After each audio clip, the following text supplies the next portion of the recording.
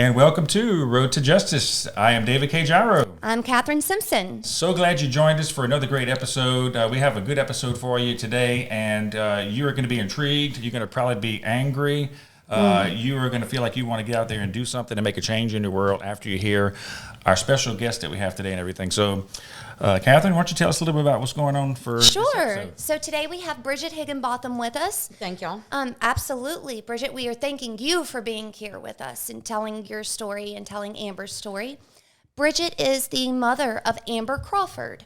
Amber Crawford was 27 years old. She is from Livonia. On April 25th of last year, she got into her car and she was driving to her mom, Bridget's house.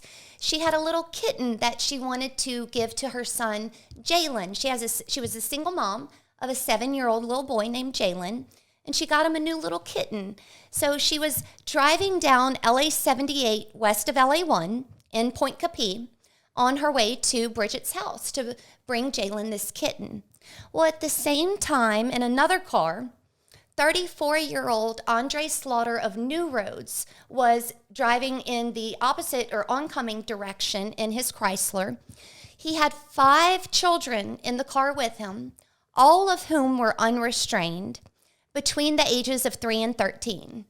Now, he was speeding, and the road was wet, and it was a sharp curve where they were. So he crossed the center line, and he collided head-on with Amber's Ford Fusion. And the children were life-flighted with very serious, severe injuries. But unfortunately, Amber passed away at the crash site, at the scene. And it was a very bad wreck. And Dave here was a paramedic who responded to that wreck. So, Dave, maybe you can tell us a little bit about what that was like. Sure, absolutely. It was one of the worst wrecks that I've ever worked, to be honest with you. I've been doing EMS for 30 plus years, and it's bad because a life was taken, and plus we have the children involved, and not only one child, not only 2 child, we have 5 kids involved, and pretty much every last one of them was seriously injured, and that's what made the whole thing really, really bad. And what really made it very bad is because it's so unavoidable. It could have been prevented. You know, if child seats could have been worn, if restraints could have been worn, not a single one of those kids was restrained. You know, we could have had a totally different outcome and everything. You know, if he'd have been paying attention and not crossed the center line, we would have had a different outcome and everything. So it was just a very, very bad call to run. And you know what? Like we were talking about earlier, you know, it's done already. You know, it's like we can't change the past. What can we do to change the future? And we always say in EMS is that prevention is the best cure, and just not to let it happen again, you know. Learn from it. Yes, we have to find out ways that we can take tragedies like this and keep them from happening in other people's lives. So when you were called to the wreck site, when you got there, what was it? The sensory, was there the smell of crash cars and rubber, and where were the children when you arrived? Absolutely. So in this accident, like many accidents that are really bad like this, there was just total chaos everywhere. It's just you can't make heads or tails out of anything that's going on. People are screaming. We don't know who's hurt, how many patients that we have and everything. So we were incident command on that particular scene, which means we were the first ones there. And we pretty much had to size all the patients up, find out who's injured the worst, treat the proper people in the proper order and everything. And, of course, we saw, Andre came out there walking toward the camera. So we call the people that are walking in MCIs, mass casualty incidents, the walking wounded. And so they were yelling at us saying, take care of him, or whatever. But no, if you're walking, then you need to go sit down over there. We'll be back with you in a second. So I noticed there was an immediate emphasis on take care of Andre. But then we got wind that there were 5 kids in the car. They were all in the car. They were still in the car. They were all in the car at that particular time, right, and everything. And one thing I do recall, which is really, really disheartening about that call, was the weather was terrible, and the bad weather was closing in on a minute-by-minute basis. We had AirMed en route. So, you know, we're going to fly at least 1 or 2 kids to the most serious injured kids to Lady Lake Children's Hospital. Well, we had just finished our AirMed landing zone at the District 3 fire station. We've been working 8 months for that AirMed landing zone. I had my 2 boys, Timmy and Grant, going straight to the AirMed landing zone, and we had AirMed en route to the landing zone to meet us because the weather was getting bad. And I do remember they kept talking to us on the radio. Give us your report. What is the status down there? We don't have time. If we got to land, we're going to land now. And long story short, the weather rolled in and we had to cancel our med. That was a big disappointment. Yeah. Now we have 5 seriously injured kids that we have to take all the way to Children's Hospital in Baton Rouge, and so the whole thing was just a mess. It really was. But I want to say this. I want to give kudos to every one of our law enforcement people and EMS responders out there, the Livonia Fire Department, District 3 Fire Department, Acadian Ambulance, Point Comey Sheriff's Office, in the roles that they had in working that accident that particular night. It was nothing short of heroic on everybody's efforts. Good for them. So Dave is right. It is so tragic because all of the children were injured severely. Not only did Amber Crawford lose her life, but these 5 children, I'm going to go ahead and list their injuries and what happened with them. There was a 13-year-old female who was hospitalized from April 25th to May 12th. She was intubated for 6 days after she sustained a severe concussion, which was considered a brain injury on the MRI. She had axonal injury, multiple cerebral and cerebellar hemorrhagic contusions. She had temporal hemorrhaging, which is tearing of the nerve and bleeding in multiple areas of the brain. When she was released, she did not have full strength on her right side, and she's somewhat off balance and requires both occupational and physical therapy weekly. Now, there was a 10-year-old male. He was transported via helicopter on April 25th for emergency surgery to repair his broken hip and fracture. He was hospitalized in New Orleans until April 29th, when he was discharged with a walker, a wheelchair, and he required physical therapy. On June 22nd, a second surgery was required to correct his femoral head coming out of the socket and rotating 98 degrees during the crash. There was a female who was 7. She was admitted and discharged on April 25th. She had sutures to the inside and outside of her cheek, a black eye, a wrist injury, stitches, a swollen face, and soreness and banged up. But for the most part, it wasn't too severe. I mean, that's severe to me, but in comparison to the other children. Yeah, relatively, right. So there's a 3-year-old female who was hospitalized from April 25th to April 27th. She had some bruising and some soreness. Another 3-year-old female, she was intubated from April 25th to May 6th. She had lacerations to her liver, fractured ribs, and a bruised lung. On May 13th, she was moved down from the ICU to UCU, still unable to move her left side. She was finally released 66 days after the crash. So this was a severe accident. This was a severe wreck. Not only was there the loss of life, but 5 children will not be able to play sports anymore. They have to go through physical therapy. Their lives are forever changed by this, not to mention the trauma of this. This is a mental, psychological trauma plus physical trauma that will be with them for the rest of their lives.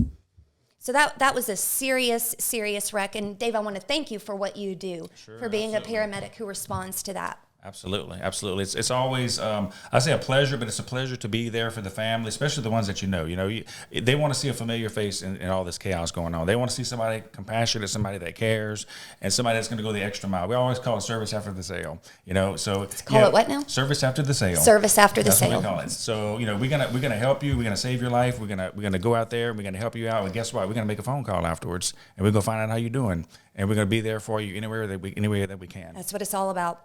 That's what it's all about. So we are going to tell you about the aftermath of this wreck and share some issues that are important for the public to know. So the day after the wreck, Andre Slaughter contacted the state police. He contacted Trooper Bozier, or he may have contacted the state police and the state police sent Trooper Bozier. I'm not sure how that went, but Trooper Bozier was sent out to Andre Slaughter's girlfriend's house. Andre said that he could not come in to make a statement because his legs were sore. So when the trooper got to Andre's girlfriend's house, the first thing, I don't want to say it's the first thing he noticed, but the first thing I want to share with you is that Andre's Aunt Hillary was present, and she was on the phone with Andre's Uncle Adrian. Uncle Adrian is a police officer with the Point Capee Sheriff's Department, or I shouldn't, police officer, sheriff's deputy with the Point Capee Police Department. So Aunt Hillary was on the phone with Uncle Adrian, the cop, when the state trooper arrived to take Andre Slaughter's statement. Now, Andre told the state trooper that his daughter in the car suddenly said, a car is coming, startling him, and so he swerved. He claimed he was not speeding. He claimed that Amber Crawford swerved into his lane, and he had his daughter corroborate that story to the state trooper. Andre Slaughter said that he was going 40 miles per hour, maybe 30. And at the crash site, at the scene, Andre had told state troopers that he heard a loud noise right before the wreck. So Trooper Bozier brought that up and said, what about this loud noise? And Andre said he doesn't remember hearing a loud noise. It must have been the sound of the crash. So in the report that Trooper Bozier wrote after he left Andre's girlfriend's house, Trooper Bozier determined that Andre negligently operated his vehicle at a high rate of speed on a wet road in a hard curve. It turns out that Andre said he was going 40 miles an hour, maybe 30, and that was an absolute lie. The crash report determined that he was going 67 miles per hour on a wet road in a harsh curve with 5 unrestrained children in the car, 67 miles an hour. So Trooper Bozier says, as a result, Andre negligently injured the 5 children and caused the crash in which Amber died. And Trooper Bozier forwarded the case to the DA. When Andre claimed that his daughter told a trooper on scene that the car came at them. Mm-hmm. That was his claim. Well, the trooper that he gave his statement to that went to his girlfriend's house went and asked the trooper that was allegedly told by the daughter.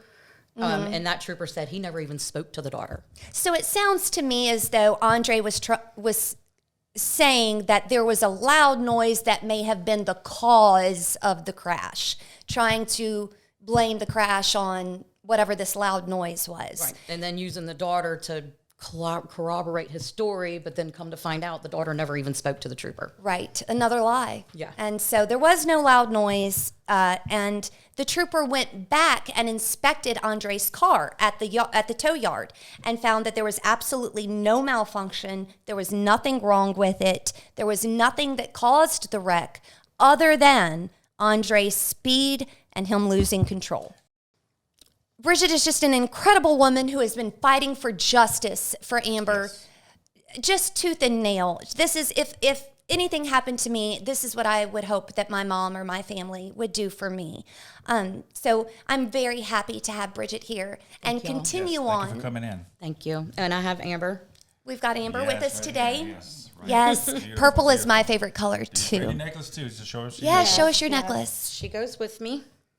And it's a rib cage on one side of the heart. It says daughter on the inside, and a piece of my heart is in heaven. That is perfect. Oh, that's beautiful. Yeah. I love it. That is perfect. Beautiful memorabilia. Thank you so much, definitely.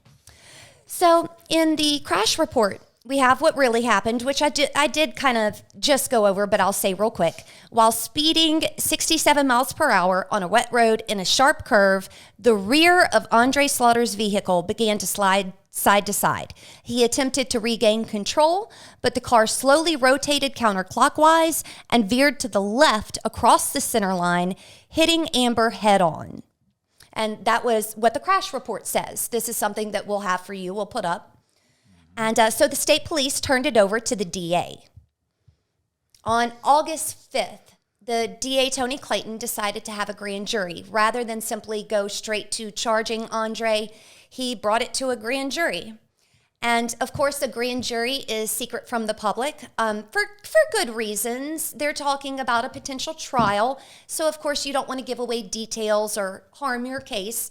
But at the same time, that means that we don't know what evidence was called and what was put in front of the grand jury and what was not. We don't know what witnesses were called that testified to the grand jury. Yes. They were controlling the flow of information, so to speak. Yes.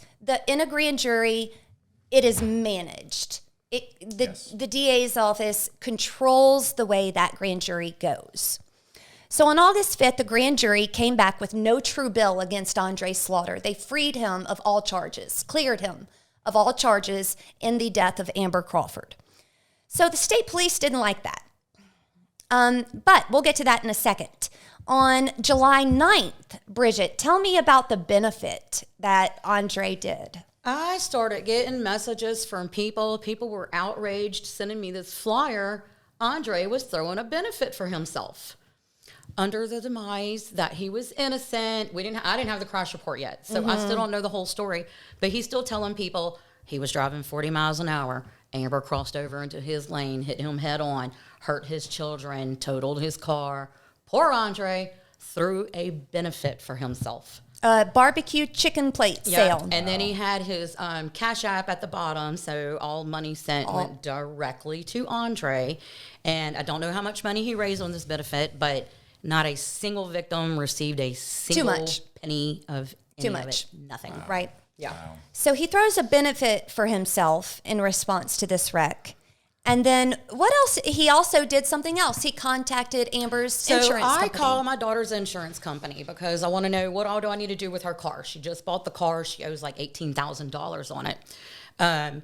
So I called her insurance company. What do I need to do? What do you need from me? I know she had full coverage, gap insurance, blah, blah, blah, blah.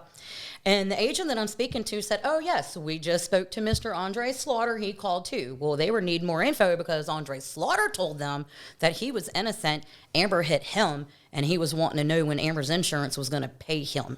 Pay him money. Pay him money because Amber hit him is what he told Amber's insurance company. It shocks the conscious. Wow. How can you do that? Amazing. Yeah. And you know, the driver knows that what he did. To have the nerve to try to gain money from this situation where someone has lost their life. From the deceased insurance company. It just shocks the conscious. Wow. You always, the better angels in our system wants to give people the benefit of the doubt a lot of times, but there's just no way that you can justify this. I'm sorry. Right. No way. I don't care what state of mind you're in, what state of shock that you were in. I just don't say you could justify it. I really don't. No, that's a planned thing to do. A true selfless person would be going like, screw me, I want to help out whoever I hurt. Right. What can I do like for with them? his false statement to state police. I've seen cases where people have said things or misunderstood, or they were flustered because they were being grilled, they were being interrogated. So they may say something wrong. That wasn't his case. He wasn't being interrogated. He invited the police to his house. Planned that. Made up this story, then invited the police to his house and gave them the statement. He wasn't grilled. He wasn't under pressure. Completely fabricated. I think people like this, they fabricate these stories and they truly believe they're innocent. They really believe that it wasn't their fault. I guess he just didn't think ahead enough to know there was going to be an investigation. Well, it certainly, I don't think, hurt his way of thinking by having an uncle who was a local police officer. I'm sure that he thought that would help his situation. I suspect he had to have guidance. Right. And why else would the aunt be on the phone with the uncle police officer while he's giving a statement to state police? Who wasn't there and knew nothing of it. So, we can't claim like that it was a witness. Right. Yes. We can't claim we know for a fact what they were doing, but we can say it appears the only thing that makes sense of impropriety is more than abundantly present. Exactly. Yes, exactly. Okay, so then, a side note, in April of 2021, we also know that Andre Slaughter fraudulently obtained an $18.6 thousand PPP loan, and he's never owned a business. He worked at Walmart. Interesting. Might want to check that out. The IRS might want to look into that. It's public record. All you got to do is go to Google, type in Andre Slaughter PPP loan. It will pop up for anybody. Public info. Absolutely. We'll bring you all this. Everything we say is fact. And so we're going to bring that to you and post that. That'll be up for you to see. After the grand jury where Andre got no true bill, the state police weren't very happy about that. And we're going to talk about that when we come back. Right. So we'll see you on the other side of the break on Road to Justice. The Road to Justice is much more than a podcast. We are a Louisiana-produced enterprise, part of the Covert Network, dedicated to helping victims of crime and their families by exposing corrupt officials, assisting and empowering victims, and also covering local and regional cases of interest that most won't cover. Kathryn and I are so glad you tuned in, and we look forward to hearing your comments or questions. See you on the road.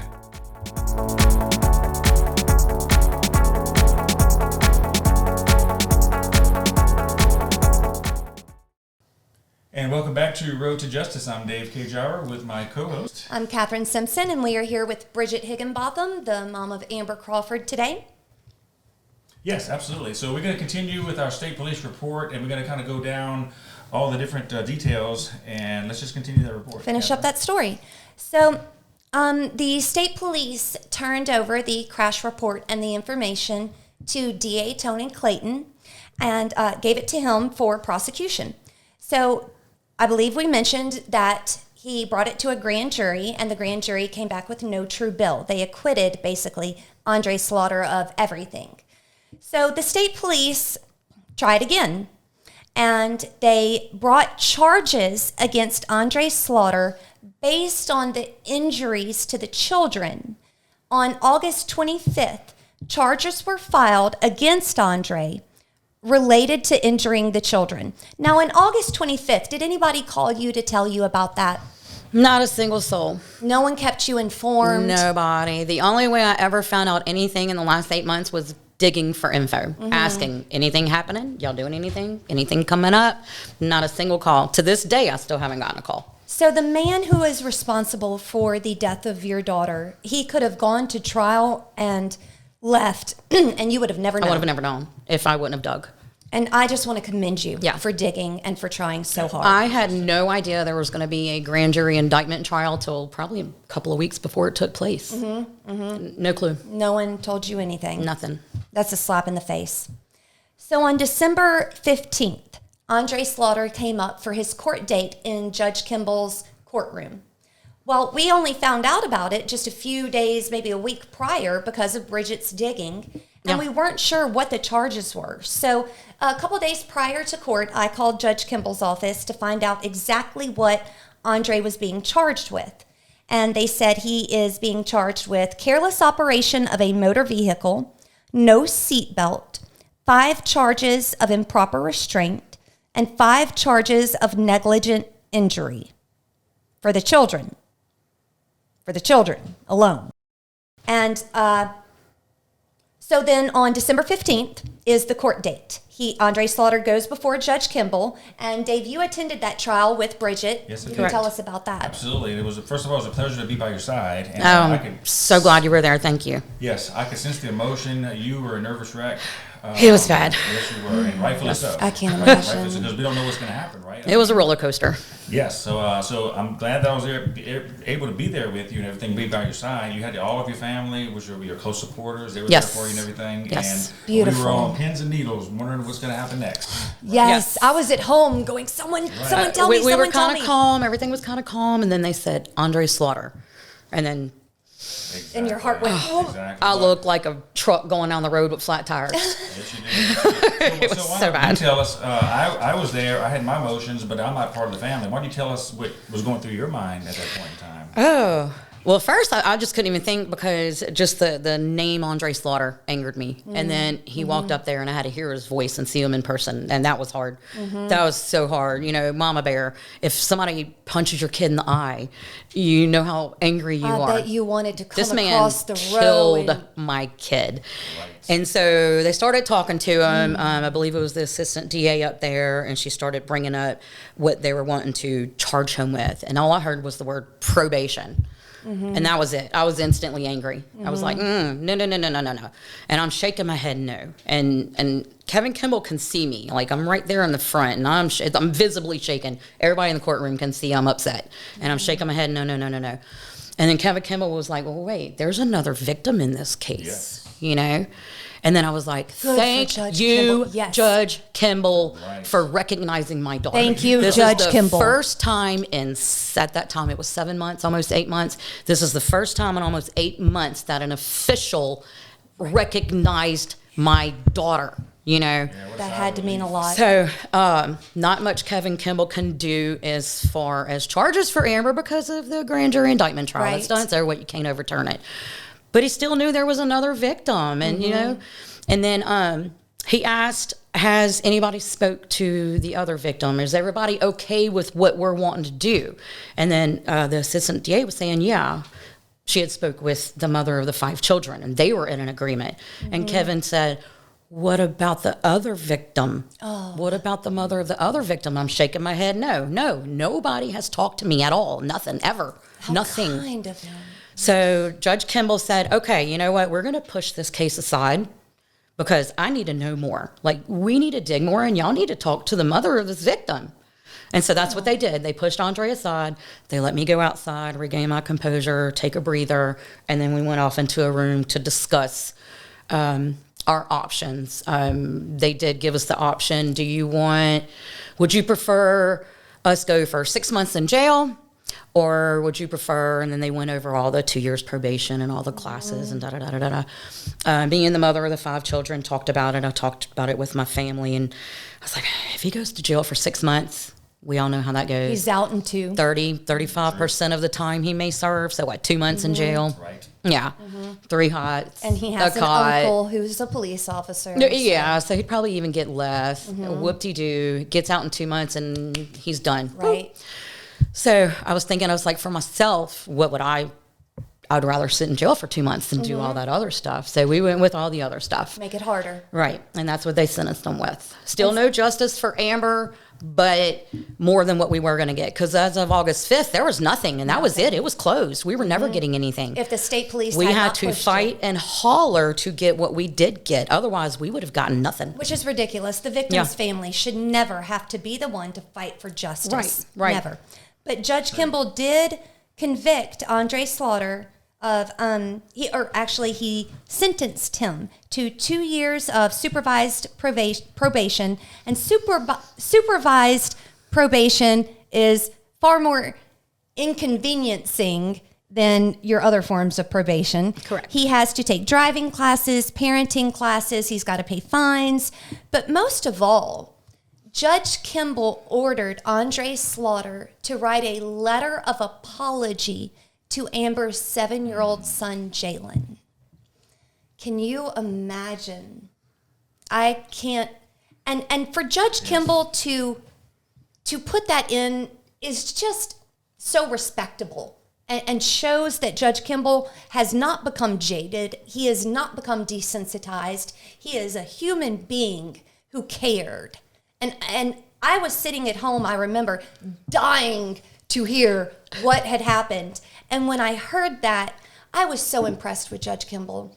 Yes. And I know she was on pins and needles. She could not wait. I was losing my mind. Yes. Like, someone tell me. But that had to, when you heard that he had to write the letter, because I'm sure you weren't expecting. Well, they asked me in the room if I wanted an apology from Andre. I said, absolutely not. I don't blame because you. I know he's not sorry. You know, if he was sorry, he would not have lied. He wouldn't have made the false statement. He wouldn't try to get money from my daughter's insurance company. He wouldn't have thrown a benefit for himself. You know, all these things. He's just, I've discovered he's not a good person. I don't want his false apology. Right. But he owes that 7-year-old an apology. Can you imagine? That's a 7-year-old little boy who doesn't have mother's a parent. gone. Doesn't have a parent. He's got you. He's got you, and you've He's got filled me in and his that role. pawpaw, and that's it. And that speaks even more to your character that you have. Well, of course you would be there, but still, that's wonderful of you. And you're an incredible mom. You're an incredible grandmother. And I'm so glad you got Judge Kimball. I'm so glad. Me too. I want to make a comment about Judge Kimball. So not only did he order him to write the letter, but what else did he do? He wants him to finish his probation out before he writes the letter. Correct.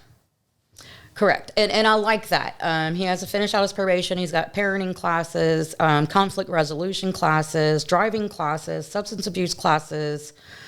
There was something else. I don't remember. There's like 5 different classes. There's a lot. I still haven't gotten that document. But maybe a hope and a prayer that'll change him and make him a better person. Right, And maybe he'll actually write a sincere letter to my grandson. Because if he'd write a letter now, I think he'd write a letter taking the position of it's still Amber's fault. Or just I don't write think whatever. it would be a good, sincere apology letter to Jalen. I think after he goes through all these classes and this probation and give it time, maybe, just maybe when he writes that letter, it'll be sincere and a legitimate apology to that baby for taking his mama. So Let's hope I'm so. glad, and I'm assuming that was Kevin Kimball's thinking on that. Right, I'm glad absolutely. Kevin Kimball's making him wait until later. That was that's why Yeah. he's a judge. That's a great thing. Yeah. That's a great example right there of what a judge is supposed to do and how a judge is supposed to Yeah. think. And he put the other officials in this district to shame by behaving correctly, and Yeah. their behavior compared is just night Yes, and much day. respect.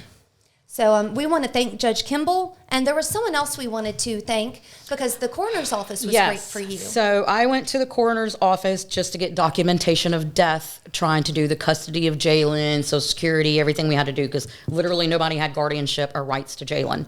And when I went, all he had to do was hand me a document. But when I got there, Ty Cheney said, "Do you want to come into my office and talk to me? Do you have any questions? Is there anything I can help you with? You know, whatever." And I'm like, I do have some questions. So I went in there. You know, my main question was, did she suffer? And he sat down with me and he assured me she did not. And he was very compassionate, very sensitive to my feelings. He didn't have to do that. All he had to do was hand me this document I requested, Right. and I'll be on my merry little way. I didn't ask for the information. He offered it to me. He said, "Do you want to come in and talk to me? Like, can we talk? Like, you know, is there anything you need to know?" What a good guy. Yeah, He gave you compassion. He And he did. gave you interest. he did. I didn't focus, have to his dig time. for that info. Right, right. He cared. So, yeah. He cared. Yeah. And incidentally, that's the same coroner's office that handled my mom's murder. And Ty Cheney also was very great to me and very Yeah. compassionate to me. So I'm thrilled that he's in that position. Those are the type of people that we need in those positions, Absolutely. dealing with traumatized people who have lost loved ones. Absolutely. So shout out to him. Shout out to Judge Kimball. Thank you guys. You guys did great. Absolutely. I'll say one thing about the coroner's office, having worked there with Ty Cheney. He was my boss for 6 years. And so you go through so many cases. A lot of times what the coroner's office does, probably 70% of their cases are psychiatric cases. But they do, of course, handle deaths and everything. And you can get to a point where, as a coroner, you can get kind of hardened to that kind of stuff. Right, right. So this is kind of like out of the ordinary, really. I mean, Right. you might see, 15 death cases in a month's period. But for you to be able to take the time with the family, sit down with them, ask them if you have any questions, that says a lot. It really, really does. It And does. you are blessed to have Yeah. somebody like Ty working with you. So. And that's really how most public officials should handle a grieving mother, anyone who's lost their child. They should set aside their desensitized nature or their jadedness and be able to reach that human compassion on the inside. Yes. And these two men did that. And Absolutely. That's great. We have to give them a shout out for that. We have to. Absolutely. Definitely. So our point really here with telling this story to you isn't just to share the information and tell you what can happen and what goes on, but it's also we want to put the message out, not just drive safe, especially in that area where you're in a small town and it's out in kind of, where people have cattle and there's a lot of land and the roads wind, and so drive safe. Absolutely. Drive safe. Make sure you put your children in a car seat. Wear your seatbelt. Definitely. There's And, free classes everywhere. You can easily find online. Free car seats. The state police give so there's them- zero excuses. No Zero. excuses. Absolutely. You can drive up to any fire department, police department with a car seat. If you don't know how to properly put it in your car, they'll teach you. Absolutely, Free, they will. no charge. Yes, absolutely. Absolutely. And isn't it amazing? I think about how things like this, I don't call them an accident because they're not really accidents. When, Right. when deliberate things are done to cause people's death and injuries, not accidents. Right. But just think of the whole thing. It's like things like this, simple negligence, not putting your seatbelt on, not securing your kids, crossing the center line, texting while you're driving. Those simple little things, which we call simple, can turn an average person into a criminal. Yes. And destroy And your destroy life. a family. Your life is Destroy other never the people's life. same. Exactly. So just think about that, you guys, whenever you're out there. Do all the things that you were taught when you got your driver's license. You took a test and you had to go over all this stuff and everything. Pay attention to your surroundings. Don't text and drive. The simple thing. Hey, look, we're all guilty of it, right? Right, and it becomes cliche, but yes. do it. Right. But do it. Exactly. So it's a good reminder. Bridget made an excellent point while we were on break that the mother of these 5 children, the children got sent to different hospitals because they had different needs and the hospitals had different specialists. And so this poor mother is left trying to decide which bedside she's going to go to of her children. And a simple thing like putting the children in a car seat could have stopped that. Yes. So, and the last thing we want to point out is that we've seen compassion from Judge Kimball, from Ty Cheney, and we would like to see a little more compassion from the other officials in the district, from Definitely. a little more communication. Bridget had no absolute communication. and she was treated Yes. poorly by the Yes. DA's office, by the DA. And we would love to see the compassion that Judge Kimball and Ty Cheney showed her come out of the DA's office. If that could happen, that would be a huge improvement. Oh, absolutely. Like it would be nice to know that they cared about my daughter's life. How did it make you feel? You know, discarded, unimportant, bottom of the barrel. She didn't matter. Right. You know, she didn't have a big name, so it didn't matter. But She just didn't matter. right. And And that's how it truly made me feel. That's how I feel they looked at her. same. There have been every single victim says the same Yeah. thing. I can say the same thing. Yeah, just discarded. If Tossed aside. you don't have name recognition or connections or can do a favor or have an uncle who's a police officer Right. or whatever, then you feel discarded and you Yeah. feel slapped in the face. They do not treat you with compassion, as is proven in Yeah. your case and in my case that we haven't gotten to. But yes, I question why no contact. Well, y'all have not called me. Nobody's told me anything. Send me something in the mail, just anything. They literally told me in court on December the 15th, the reason they didn't contact me is because they didn't have contact info for me. oh, but if you had had an unpaid ticket, Right. Oh, they'd have had contact Oh, info. yeah. They get the tax bill to me. Yes, they do. They send me my voter registration card. My name's all over that parish. Exactly. You know where to like find they me. can't find My address someone. is on the crash report. Like, I My mean, home address. They could So- do better than that. Gotta Yeah. do better. And these offices, the Attorney General, all the way down to the District Attorney, Assistant District Attorney, they have staff. You know, they have staff that can reach out and make a simple phone call. Right. It's not like the DA has to do it himself. Exactly. Right. Easy Right. to find. Super easy to find. And they may be overworked and overloaded, but that's their job. Right. That's And- their job. And if you are overworked or overloaded, then we need to maybe appropriate our state dollars in different ways. Maybe Right. ticket processors shouldn't be paid $75,000 a year. Right, and maybe we right, should right. hire some victims Thank you. advocates instead. Yep, and we will be getting to that in a future episode, absolutely. All right. So Absolutely, we yes, want to say definitely. thank you. And Yes. we want to say do better. And we will close it out with that and Thank get y'all back so to you much. with Bridget soon. Yes, thanks so much for coming and joining this. I know it's tough to get out here and rehash all this stuff and bring it out It's and got to everything. be. Yeah, well, I've been doing it for 8 months. It's And kind of, you you are know, so committed. I see so much of It's- myself in you. Yeah. Where you just every put the waking emotions moment. aside And so and go. it's just kind of, yeah. I do my crying at night when I lay in bed.